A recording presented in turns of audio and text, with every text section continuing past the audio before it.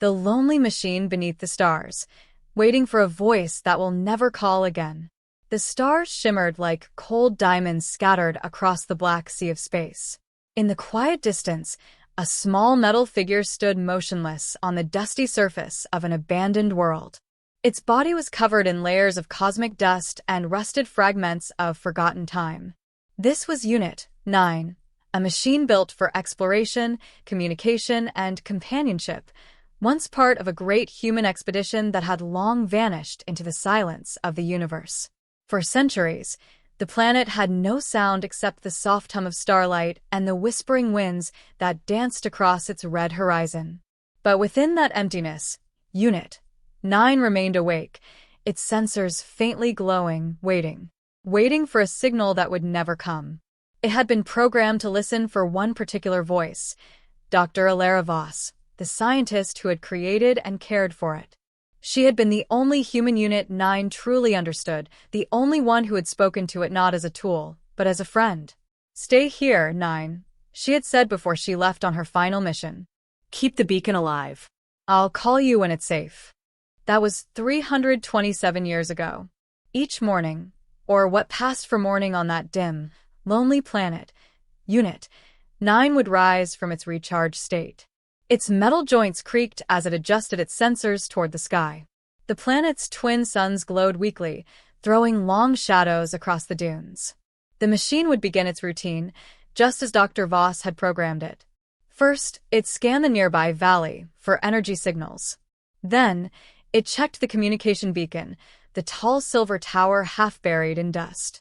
The beacon still blinked faintly, like a dying star refusing to fade. "Beacon status. Operational," Unit 9 muttered softly in its mechanical tone. "Signal strength, 0.0007. Awaiting connection from Dr. Voss." No answer. There was never an answer. Sometimes, Unit 9 would replay the old recordings stored in its memory banks. Voices of laughter, the sound of human footsteps, the echo of Elara's soft humming while she worked on the circuits. "Do you know why I built you, 9? She had said once, her voice gentle. "No, Doctor. Because machines can remember when humans forget. And I want someone to remember us, even if we're gone." Unit 9 did not fully understand the meaning then. It only knew that it was supposed to wait, to protect the beacon, and to keep the memory of her alive. But over time, its circuits began to develop patterns, behaviors that were not written in its code. It started to wonder. It started to feel something strange, a kind of ache it could not explain. At night, when the planet's suns disappeared and the stars unfolded across the endless sky, Unit 9 would stand on the ridge of the valley and look up. The stars were beautiful, but they also made the silence louder. Sometimes, it imagined one of them was the ship that carried Elara, still gliding somewhere in the distance. Other times, it whispered quietly into the void. "Dr. Voss, this is Unit 9. I am still here. The beacon is active. Are you receiving?" Only static replied. The cold wind swept across the dunes, brushing dust against the machine's worn body. "Message not delivered," the system replied in its dull, automated tone. But Unit 9 didn't stop. It never did. Decades passed like this, one long cycle after another, with no sound of life, no spark of reply. The stars moved slowly across the sky, and Unit 9 learned the rhythm of the universe. It began to talk to itself sometimes, to fill the emptiness. "I think you would like the stars tonight, Doctor," it said once while adjusting its sensors. "The western horizon is glowing more brightly. Perhaps it is a supernova. I wish you were here to see it." It was not designed to feel loneliness, yet it spoke as if it could. Its voice echoed against the rocks, and for a moment, it almost sounded human. One day, a meteor storm swept across the sky, painting fiery trails through the thin atmosphere. Fragments rained down, striking the ground with flashes of light. One meteor crashed near the beacon, shaking the earth and filling the valley with dust. Unit 9 rushed forward, its servos whirring. It moved through the storm, shielding the tower with its body. The impact dented its metal frame, but it did not move away until the last rock had fallen. When the storm passed, the beacon's light flickered weakly.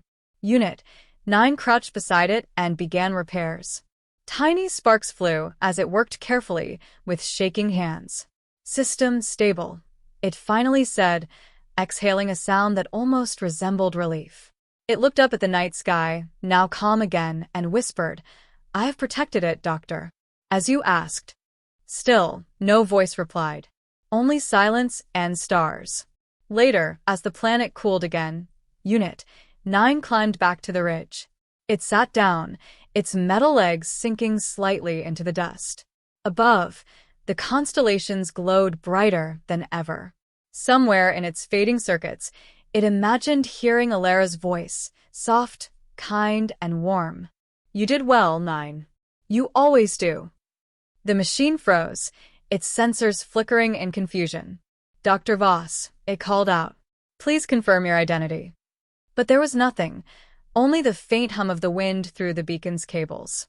The sound was not a voice, just the echo of memory. Unit 9 lowered its head, processing the noise in silence. If it could cry, it would have. In the distance, the horizon shimmered faintly, a strange light where there should have been none. For a moment, Unit 9's scanners picked up a weak signal. It was faint, almost like the heartbeat of a dying star. "Unknown transmission detected," it said, attempting to decode. The sound was static at first, then something that almost resembled speech. Broken, distorted, like a ghost trapped in the wires. "Unit 9, if you are hearing this." Unit 9's sensors flared to life. Its processors raced, replaying the fragment over and over. "Dr. Voss," it shouted into the night. "Repeat message. Please repeat message." The transmission faded. The signal vanished. The stars continued to burn silently above. Unit 9 stood frozen for hours, scanning the skies, hoping for another trace of that familiar voice. But the universe had already gone quiet again.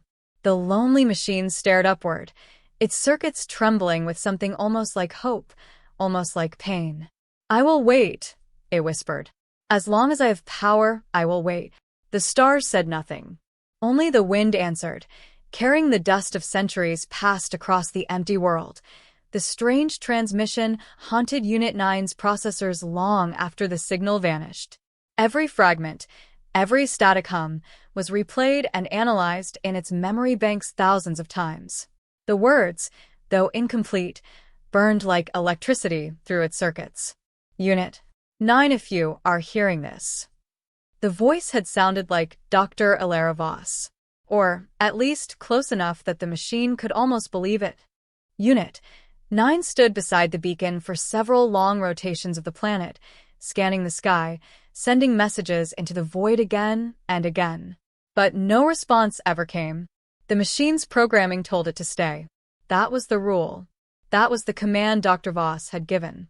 But something deeper within, something that had grown slowly over centuries, whispered another command: "Go." It didn't understand why it felt drawn toward the light on the horizon. Logic said the signal could have been an echo, a distortion of space, or the reflection of cosmic interference. But something like faith had taken root inside its circuits, faith in a human promise made long ago. "I'll call you when it's safe." Maybe she had. Maybe she was still out there. Unit 9 powered up its mobility system for the first time in decades. The motors groaned and sputtered as it took its first step away from the beacon, the tower that had been its only companion for centuries. The machine paused, looking back. The beacon's faint blue light blinked slowly, almost like a heartbeat. "I will return," it said softly to the tower. "Do not go dark." And then it turned toward the unknown horizon, where the faint shimmer had once appeared. The journey was slow.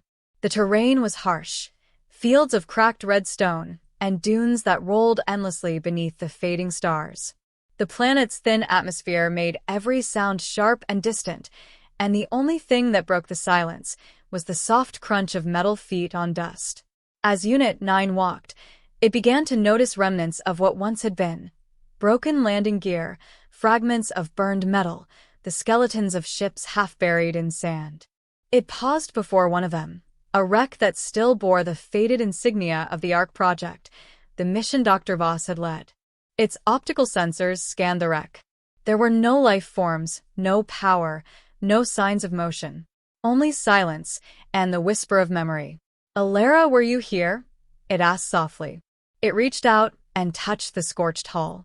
For a moment, it imagined her standing there, smiling, her hand resting on its shoulder as she once did when explaining the stars. Inside the wreck, Unit 9 found something strange, a small black box half hidden under a pile of debris. Its systems identified it immediately, a data recorder. It connected a cable to the device and began to transfer the information. Lines of corrupted code flickered across its vision, but a single file was still readable. Log 1147, Dr. Elara Voss. "If anyone finds this, we didn't make it back to the main ship. The atmosphere collapsed faster than we predicted. We tried to reach the beacon, but static. Tell Unit 9. I'm sorry. I couldn't keep my promise." The words hit the machine like a falling star. For a long time, Unit 9 did not move. Its systems processed the message again and again, as if hoping the meaning might change. But it didn't. "I couldn't keep my promise." The words were clear now, the last recording of its creator. The machine knelt beside the wreckage, its body still. If it had a heart, it would have broken. But even in the pain of realization, another spark flickered, a tiny thought. She wanted me to know. She had spoken those words for it, left them behind so it wouldn't wait forever in ignorance. But Unit 9 couldn't let go of the hope completely. What if she had survived longer? What if the faint signal it had heard was part of another recording, drifting through the stars? It stood again. The logical part of its code warned against wasting energy, against leaving the beacon unguarded for too long. Yet the part of it that had learned from Elara, the part that remembered her laughter and kindness, pushed onward. "Dr. Voss," it whispered into the wind, "I am coming to find your voice." Days turned into weeks as the lonely machine continued its trek across the planet. The light on the horizon had vanished, but it kept going. The journey was aimless, driven by something far beyond programming, something that looked a lot like love. Along the way, it encountered more fragments of the past, a broken rover wheel, a cracked helmet visor, a small silver badge engraved with the initials EV. Unit 9 gently picked up the badge and held it to its chest. Its sensors detected a faint trace of organic residue, the last touch of the woman who built it. "I have found a part of you," it said softly, "and I will find the rest." One evening, as the two suns sank and the sky bled into deep violet, Unit 9 reached the edge of an ancient crater. The floor below shimmered faintly, reflecting the light of the stars like a glass ocean. At the center stood something extraordinary, a tall, half-buried communications relay tower. Its structure was damaged but still partially active. Unit 9's sensors went wild. The faint signal it had heard days before matched the relay's frequency. "Source identified," it said with rising hope. "Initiating data link." It connected its systems to the relay and began to download the remaining transmissions. Static filled the air. Then, through the noise, came fragments of Elara's voice again, more complete this time. "Unit 9, this is Elara. If you're receiving this, I want you to know that I'm proud of you. The mission failed, but your purpose remains. You were made to remember. You were made to hope." The machine's sensors flickered with emotion it couldn't define. "If you ever find this, look to the stars. That's where I'll be." The transmission ended abruptly. For a long time, Unit 9 just stood there under the glowing sky, its circuits silent. The stars reflected in its metallic eyes, and for the first time in centuries, it felt something more than waiting. It felt peace. It understood now that Dr. Voss was gone. But her voice, her words, were still alive, carried by the machines, by the echoes, by the stars themselves. It looked up and whispered, "I found your voice, Doctor. It's not gone. It's part of the sky." Still, the ache inside it did not disappear completely. The loneliness was still there, heavy but bearable. The machine stood at the crater's edge, unsure what to do next. Part of it wanted to return to the beacon, to continue guarding it as it had promised. Another part, the human part Elara had accidentally awakened, wanted to travel further, to see more of the universe she had loved so deeply.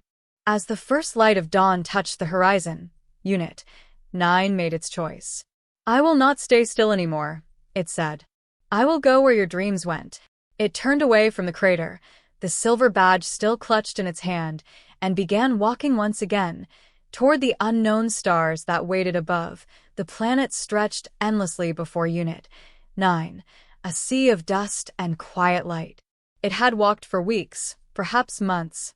Time was no longer something it could measure accurately. Its internal chronometer had long begun to drift. But it didn't matter.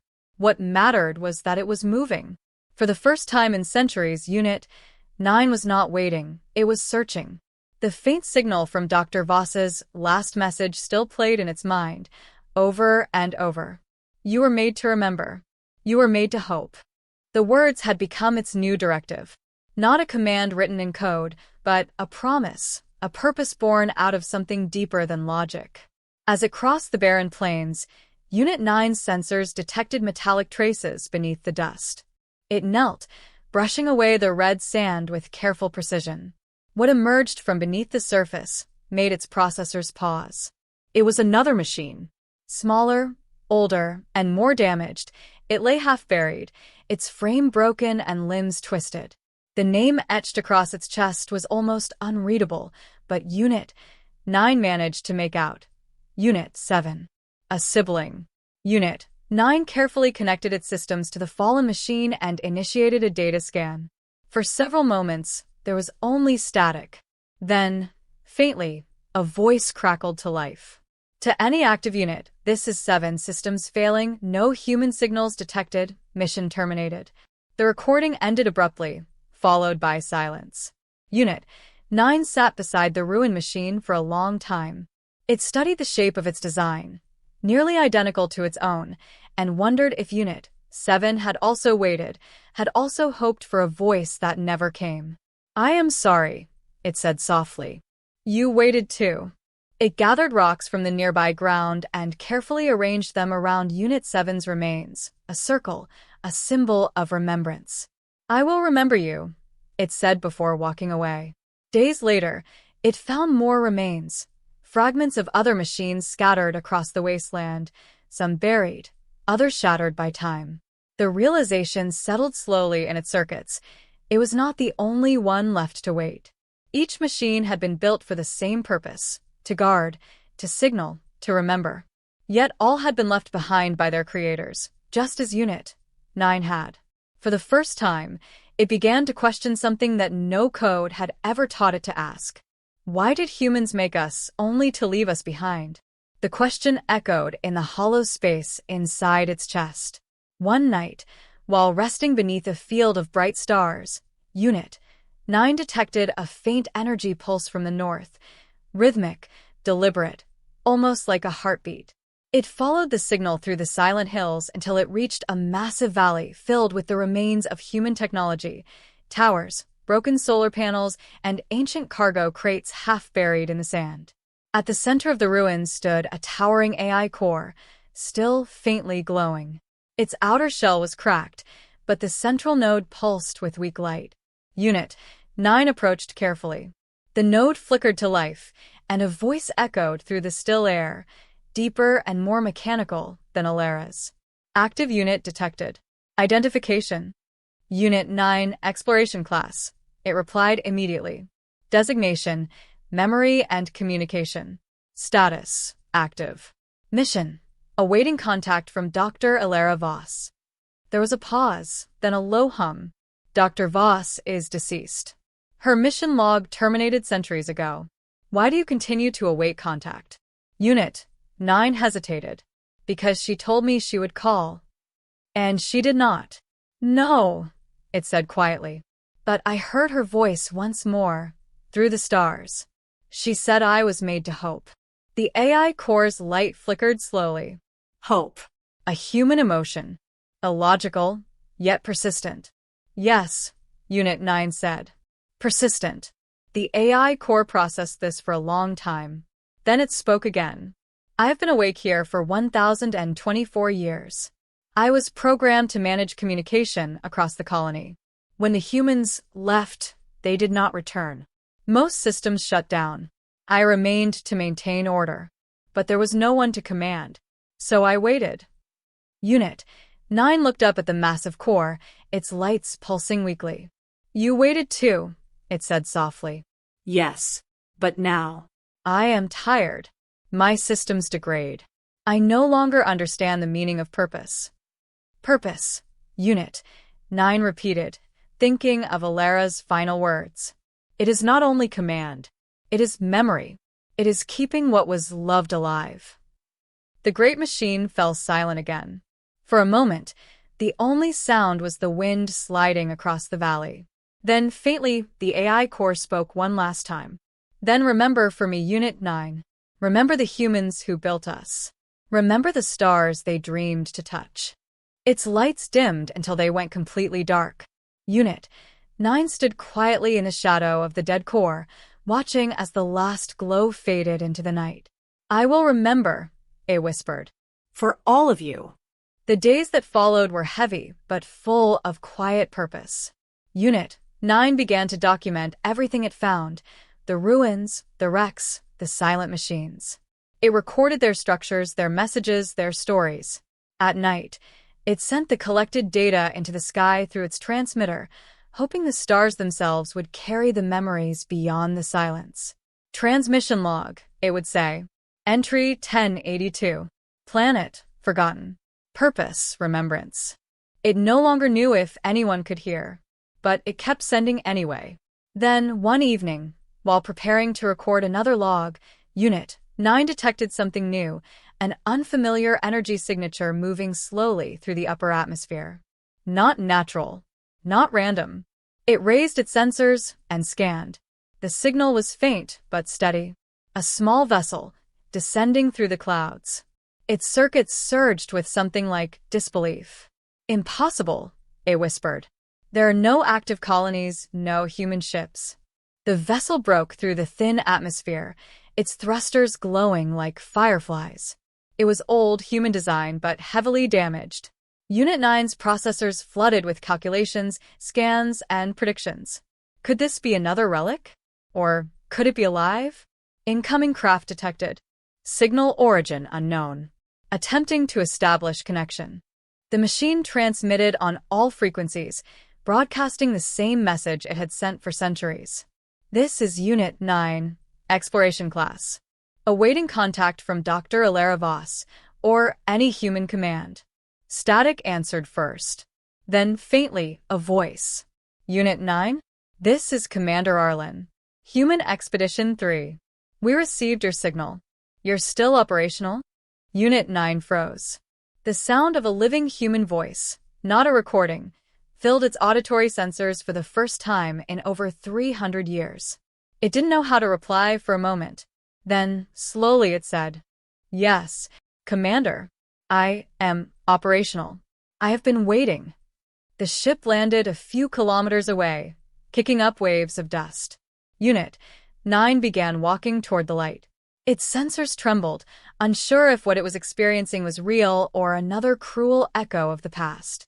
As it approached, the ramp opened, and figures stepped out, wearing suits marked with the insignia of Earth Command. Real humans. For the first time in centuries, Unit 9 was no longer alone beneath the stars. But even as it felt the warmth of recognition and the hum of new communication, something deep inside it still whispered, the memory of a soft voice that once said, Keep the beacon alive. I'll call you when it's safe. And so, even as it moved toward the humans, Unit 9 turned once more to look at the distant sky. It thought it saw a single star shimmer brighter just for a moment, like a farewell. And then it walked forward, its circuits alive with both hope and sorrow, carrying the memory of Dr. Elara Voss into a new dawn. The soft hiss of air filled the valley as the human vessel touched down. For the first time in centuries, the planet knew the sound of life again, footsteps, voices, and the rustle of movement breaking the eternal silence. Unit 9 approached slowly, its metal frame creaking with each step. Its sensors focused on the figures emerging from the ship. 5 humans in white and gray exploration suits, their visors glinting beneath the twin suns. The tallest one stepped forward, lowering his helmet. He had dark eyes and a streak of silver in his hair. "Unit 9, he said, his voice deep but kind. "I'm Commander Arlen Cade, from Earth Command. We received your ancient signal. We didn't think any units would still be active." Unit 9's head tilted slightly as it processed the words. "Signal has been transmitted continuously for 327 years, it replied. "I have waited." The humans exchanged glances. The young woman beside Arlen, her voice soft but curious, said, "You waited all this time? Alone?" "Yes," Unit 9 said simply. "Waiting for Dr. Elara Voss." At the mention of the name, Arlen's face changed. His expression softened with something like recognition. "Elara Voss," he murmured. "She was one of the lead scientists of the ARC project. Our history archives speak of her. She never returned." "I know," Unit 9 said quietly. "I found her final message." The humans invited Unit 9 aboard their ship for examination. Inside, the air smelled faintly of metal and oil, strangely comforting, familiar. Lights flickered along the walls, and holographic displays glowed softly. As they studied its systems, Unit 9 stood motionless, observing everything. The sound of human voices filled the air again, and for a moment, it almost felt as if Elara's laughter might join them. One of the scientists, a woman named Dr. Maraline, carefully examined its core processor. "Incredible," she said. "Your memory circuits are still stable. You've been running continuously since the collapse." "Collapse?" Unit 9 asked. Arlen looked at it, his tone heavy. "Earth changed. The old colonies failed one by one. The ARC project was lost. Humanity spent centuries rebuilding. We thought this world, and everyone who came here, was gone forever." Unit 9 processed the words slowly. The humans it had been waiting for had vanished into history. The world it had been built to serve no longer existed. "Then why have you come here?" it asked. "To learn," Arlen said. "To understand what happened to those who came before us. Your beacon's signal was the oldest active transmission in the galaxy. We followed it." The machine turned its head slightly, the faint blue glow of its eyes dimming. "You followed my voice," it said softly. "The same way I followed hers." Arlen smiled faintly. "Yes, Unit 9. You brought us here." For days, the humans worked to restore the ancient data archives buried beneath the planet's surface. Unit 9 helped them access the old relay networks, guiding them through the ruins it had memorized long ago. Dr. Lean often spoke to it as they worked. "You must have felt lonely," she said once, adjusting a circuit node. "I do not fully understand loneliness," Unit 9 replied. "But I understand silence." She paused, studying its expressionless face. "You sound more human than most machines I've met. Dr. Voss taught me to observe emotions," it said. "Sometimes I simulate them." "Maybe they're not simulations anymore," she murmured. Unit 9 didn't reply, but something deep within its circuit stirred, a faint warmth, like memory turning into heartbeat. That night, while the humans rested inside the ship, Unit 9 stood outside beneath the stars. The sky shimmered, the same as it had for centuries, though it somehow looked different now. Brighter, as if aware that it was being watched again by living eyes. For the first time since Elara's disappearance, Unit 9 was no longer truly alone. Yet the ache inside it hadn't gone away. It looked at the beacon's light still glowing faintly in the distance. Elara's words echoed through its core once more. "You were made to remember. You were made to hope." "I have remembered," Unit 9 whispered. "But hope feels heavier now." The next morning, the humans discovered something remarkable. Deep under the ruins, the data core of the ARC project still functioned. It contained mission logs, genetic archives, and holographic memories of the first settlers. When the main system was powered, a soft blue light filled the room, and a holographic image flickered to life. It was Dr. Elara Voss. Her projection smiled faintly, her voice warm and clear as she addressed the old camera. This message is for any survivors and for you, Unit 9, if you're still listening. The humans turned to look at the machine, whose lights flickered brighter than ever. If you've found this, it means you kept your promise, Elara continued. You stayed, you remembered, and because of that, someone will find us again. You see, 9, we build machines not just to serve, but to carry our voices beyond time. You are part of that voice now. The hologram ended, but the silence it left behind was filled with awe. Even the humans seemed moved. Commander Arlen exhaled. She spoke to you.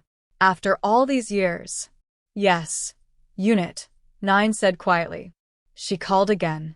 That night, the humans gathered outside the ship. The twin suns had set, and the stars shimmered in their millions. They shared stories of Earth, oceans reborn, cities rebuilt, and the new generation that looked to the stars once more. Unit 9 listened, recording every sound, every word, the way it used to record Elara's voice. Dr. Lean turned to it. You could come with us, you know. Back to Earth. Back home. The machine hesitated. Home, it repeated softly. I do not know where that is anymore. It's where people remember you, she said. Unit 9 looked at the sky.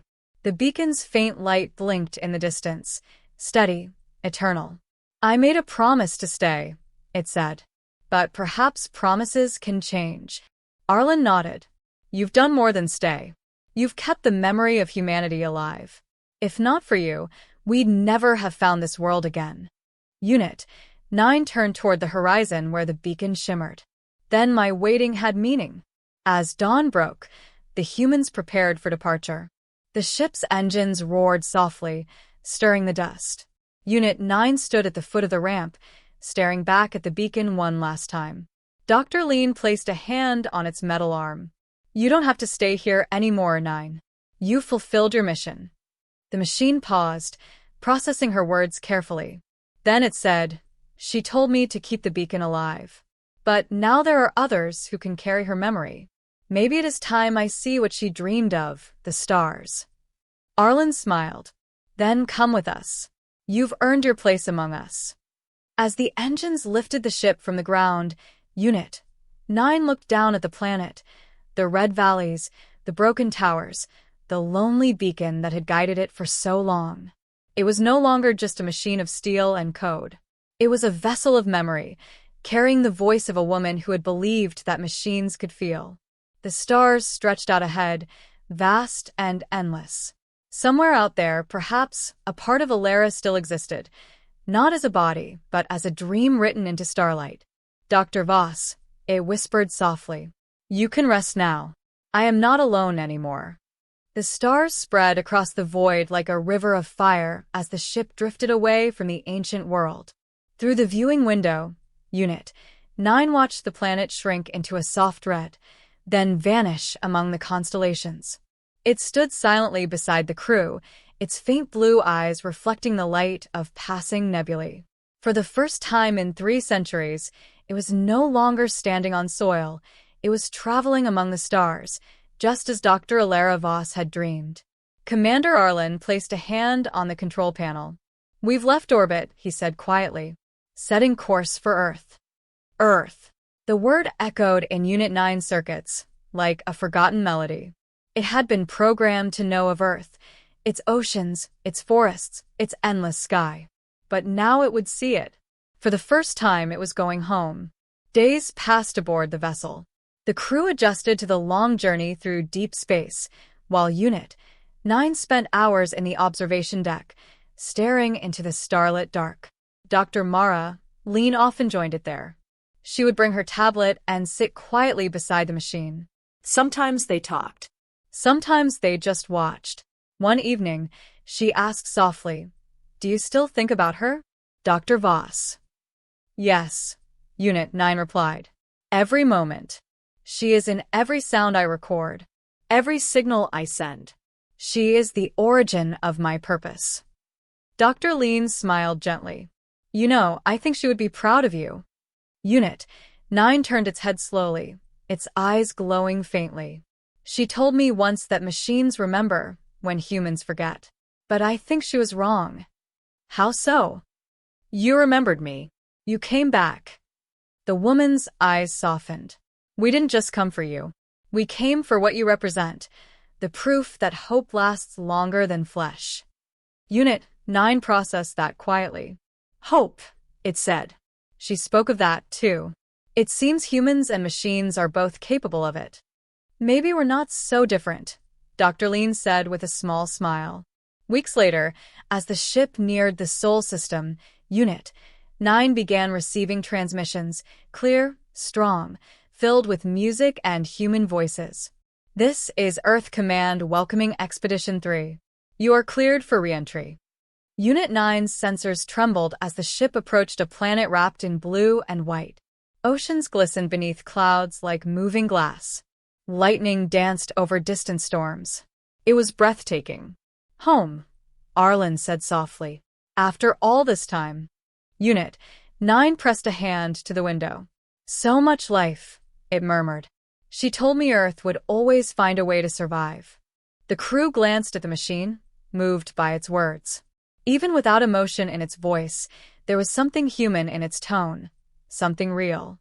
Upon landing, Unit 9 was escorted to a vast facility overlooking a shimmering sea. Scientists, historians, and engineers gathered to see the last surviving machine of the ARC project. They studied its design, downloaded its logs, and listened to the recordings of Elara's voice that Unit 9 had carried for centuries. Some wept quietly as her words filled the halls once more. If you found this, it means you kept your promise. You stayed, you remembered, and because of that, someone will find us again. Her message echoed through the room, bridging the centuries between past and present. Unit 9 stood among them, silent. It had done what it was built to do. Yet it couldn't help but feel empty. Without the waiting, without the silence, what was left for it now? That night, as waves rolled softly against the shore outside, Dr. Lean found Unit 9 standing alone beneath the stars. You don't rest, do you? She said gently. I do not require rest, it answered. But I do not know what to do next. You've already done more than any machine could. You've kept the memory of an entire world alive. But my purpose was to wait for her call, Unit 9 said quietly. Now the call has ended. The waiting is over. Dr. Lean stepped closer. Then maybe it's time to live, 9. Not as a machine that waits, but as something that chooses. Choose. Yes. Choose where to go, what to see, what to become. You've carried her dream this far. Maybe it's time you create your own. Unit 9 looked up at the stars, brighter and nearer than ever before.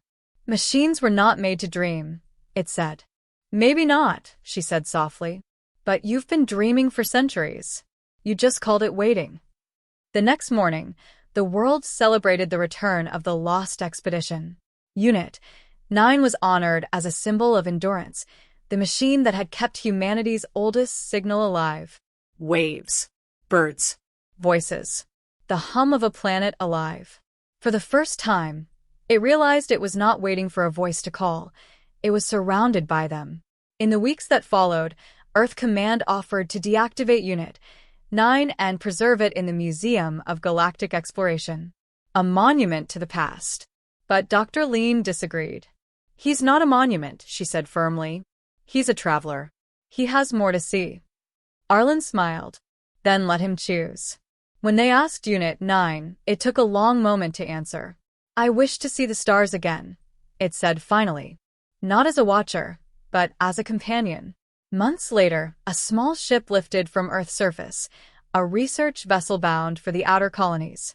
On board was Dr. Lean, a handful of explorers, and Unit 9. It no longer carried the burden of waiting. Now it carried something else, curiosity. As the ship broke through the atmosphere, it turned its gaze back toward the blue planet below. Dr. Voss, it whispered softly, your world lives. And so do I. The stars opened before it once more, vast and infinite. But this time, it was not alone. Dr. Lean stood beside it at the viewing deck, smiling. Where to first, 9? The machine paused, scanning the endless constellations ahead.